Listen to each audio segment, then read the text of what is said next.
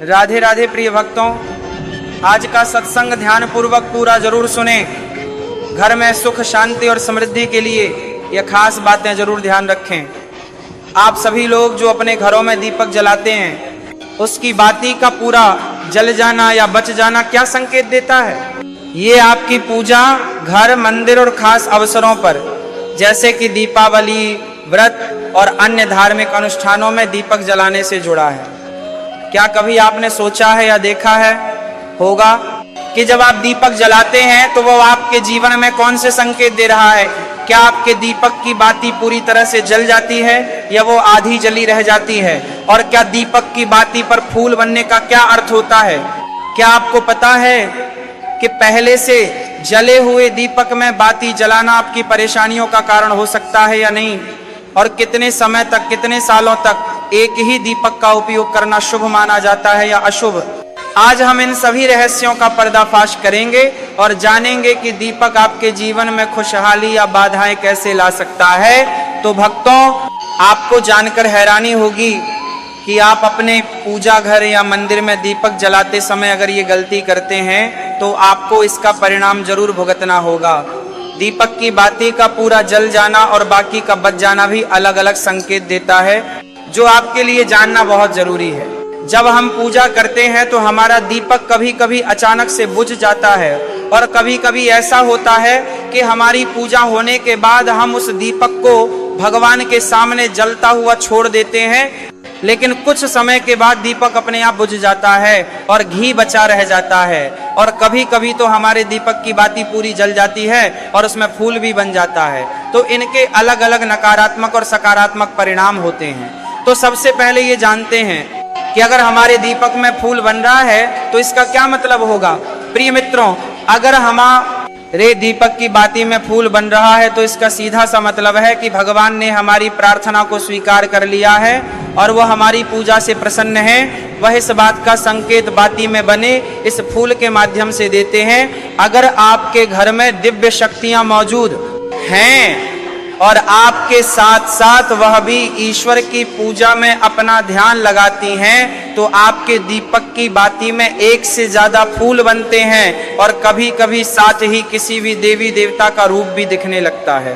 तो अगर आपके दीपक की बाती में फूल बन रहा है तो आपके दीपक की बाती में फूल बन रहा है, आप सच में बहुत भाग्यशाली हैं। इसी के साथ दीपक जलाने के भी कुछ खास नियम आपको जरूर जानने चाहिए।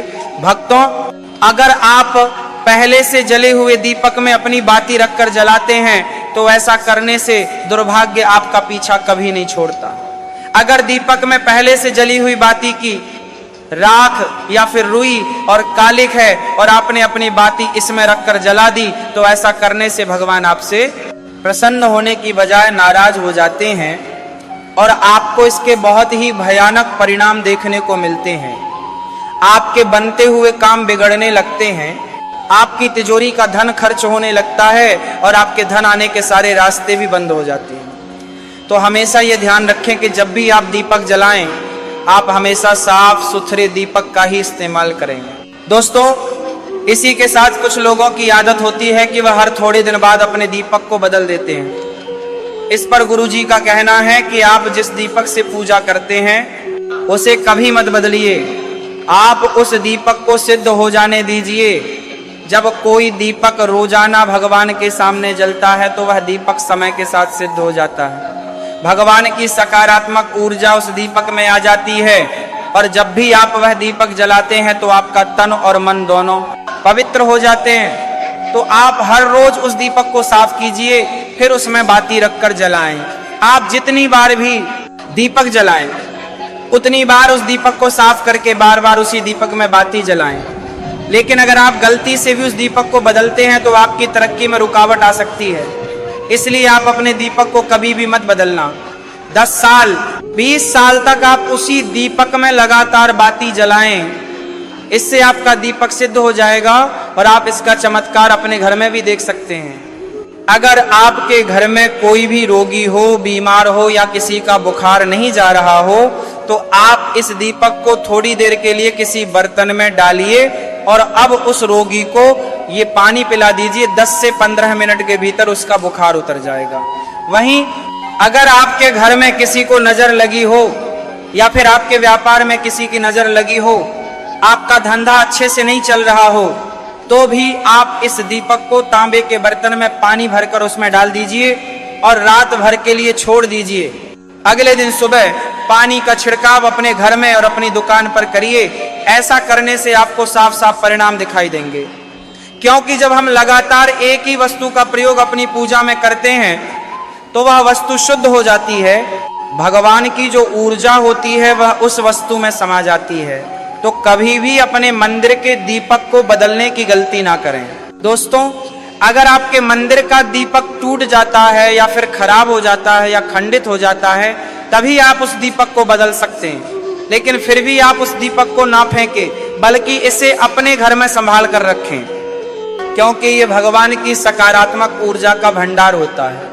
वहीं अब आपको ये भी बता देते हैं कि अगर आपके दीपक की बाती पूरी नहीं जलती है और आपके दीपक में घी बच जाता है तो इसका क्या परिणाम होता है। सबसे पहले ये देखिए कि अगर आप किसी भी पेड़ पौधे की पूजा कर रहे हैं और पूजा में जलाया हुआ दीपक पूरा नहीं जलता या फिर उसमें घी बच जाता है, तो इससे आप के घर में बीमारियां घर बना लेती हैं और ये बीमारी कभी भी आपका पीछा नहीं छोड़ेगी।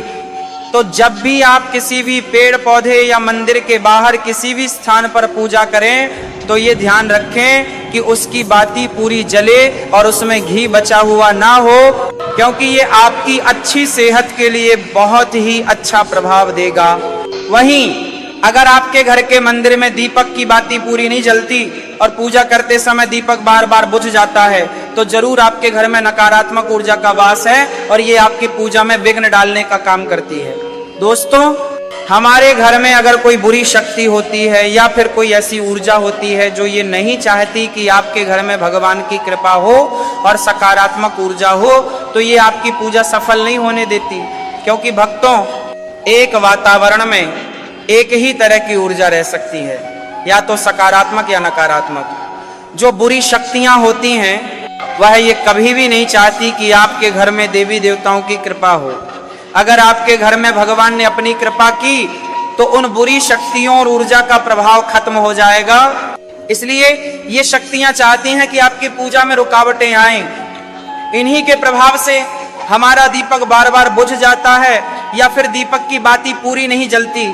इस सब से बचने के लिए आपको सच्चे मन से भगवान का स्मरण करना चाहिए। जब भी आप दीपक जलाएं, भगवान से प्रार्थना करें कि आपके आसपास जितनी भी नकारात्मक ऊर्जा हो वह आपसे दूर रहे और भगवान की कृपा आप पर बनी रहे। ऐसी शक्तियों से बचने के लिए जब भी आप दीपक जलाएं, गंगा जल से गोल घेरा बना लें और उस घेरे में दीपक को रखें, क्योंकि दोस्तों, गंगा जल को बहुत ही पवित्र माना गया है और महादेव का वरदान भी गंगा जल को प्राप्त है। गंगा जल में सबसे पहले तो कोई भी बुरी शक्ति प्रवेश नहीं कर सकती, इसलिए गंगा जल कभी खराब नहीं होता और हर तरह की ऊता रजा को सकारात्मक ऊर्जा में बदल देता है। अगर आप गंगा जल से बने गोल घेरे में दीपक को रखेंगे तो ये आपकी पूजा में किसी भी शक्ति को बाधा नहीं बनने देगा और कोई भी नकारात्मक शक्ति आपके दीपक को बुझा नहीं पाएगी। आप निर्विघ्न अपनी पूजा संपन्न कर पाएंगे और देवी शक्तियां भी आपके जीवन में अपनी कृपा और आशीर्वाद बनाए रखेंगे।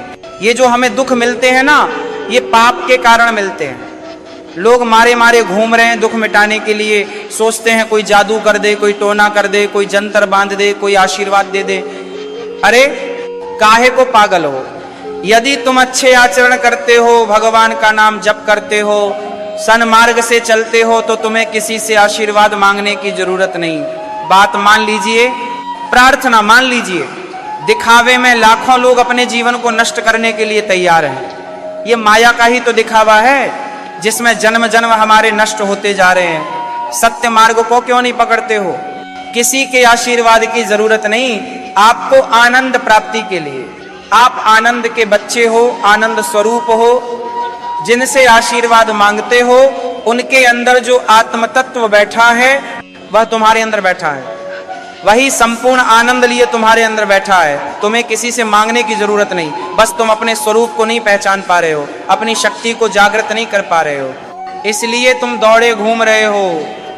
भागने की जरूरत नहीं है। सत्संग सुनो, उसे अपने आचरण में उतारो। ये बात आप कागज में लिख लो, चाहे दिमाग में लिख लो। जब तक आपके आचरण शुद्ध नहीं होंगे, जब तक आप भजन नहीं करोगे, जब तक आप दूसरों को सुख नहीं दोगे, मन वचन कर्म से किसी को भी दुख नहीं पहुंचाओगे, तब तक आप भाग्यवान नहीं बन सकते। यहां से लेकर ब्रह्मलोक तक अगर आपको सुख मिल जाए तो बता देना, अरे ब्रह्मलोक पर्यंत भी सुख मिलने वाला नहीं है। अर्जुन, यहां सुख मिलने वाला है, अरे ब्रह्मस्तंभ पर्यंत भी सारा माया जगत है, यहां सुख मिलने वाला है। अगर सुख चाहिए, सिंधु जैसा सुख चाहिए, तो भगवान का भजन करो। भजन नहीं करेंगे, बैठ के अपने घर में बैठकर आधा घंटा भजन नहीं करेंगे तो मारे मारे घूमते रहोगे, सोच रहे ये भगवान का अवतार है, हमारा कल्याण हो जाएगा। हे भाई, जब भगवान वास्तविक अवतार लिए थे और जिन्होंने भजन नहीं किए उनका भी कल्याण नहीं हुआ। भगवान के अवतार के समय हम भी रहे होंगे, कहीं ना कहीं किसी जीव जंतु के रूप में कल्याण हुआ क्या? अब भजन करोगे तो कल्याण हो जाएगा, हमारी बात मान लो। बार बार आपको कभी कड़वे शब्दों में, कभी मीठे शब्दों में बताते हैं, हे भाई, बचपन से भगवान के मार्ग में लगे हुए हैं, हमको अपना कर्म भोगना पड़ रहा है। जो शरीर रचना के समय रचा गया था वह सुखद या दुखद कर्म भोगना पड़ेगा। रामकृष्ण परमहंस जी को कैंसर था, भाई हनुमान प्रसाद पोदार जी के उदर में कैंसर था, बड़े बड़े महापुरुषों को भोगना पड़ा। तो प्रारब्ध को भोग लो, ये भोगने की सामर्थ्य नाम जप से आ जाएगी और नाम जप करके जन्म मरण के चक्र से मुक्त हो जाओ। मान लो मेरी बात। क्या वृंदावन की परम पावन रज से बढ़कर त्रिभुवन में कोई रज है? इस रज में बैठकर तुम्हें आनंद नहीं मिल रहा तो कहां मिलेगा तुम्हें? क्या भगवान नाम से बढ़कर कोई अमोघ शक्ति है जो भगवान को अधीन कर सके? सुमिरन पवन सुत पावन नामा, अपने बस में कर राखे राम। लेकिन समझ में नहीं आता, ये जीव सोचता है कोई तपस्वी, कोई सिद्ध से हमारे दुख दूर हो जाए। नहीं, भगवान के वचन सुन लीजिए। दैवी है यशा गुणमयी मम माया, मामेव ये प्रपद्यन्ते माया में ता तरंती ते। गुणमयी माया को पार करना बहुत कठिन है, एकमात्र उपाय है मेरी शरण में आ जाओ। हरि हरि शरणम श्री कृष्ण शरणम मम। जब तक प्रभु की शरण में नहीं आओगे तब तक माया से मुक्त नहीं हो सकते। पर समझ में नहीं आता, लोगों को ऐसा लगता है मैं जाऊंगा, आशीर्वाद मिलेगा, मैं सिद्ध हो जाऊंगा, सब दुख नष्ट हो जाएंगे। आप समझ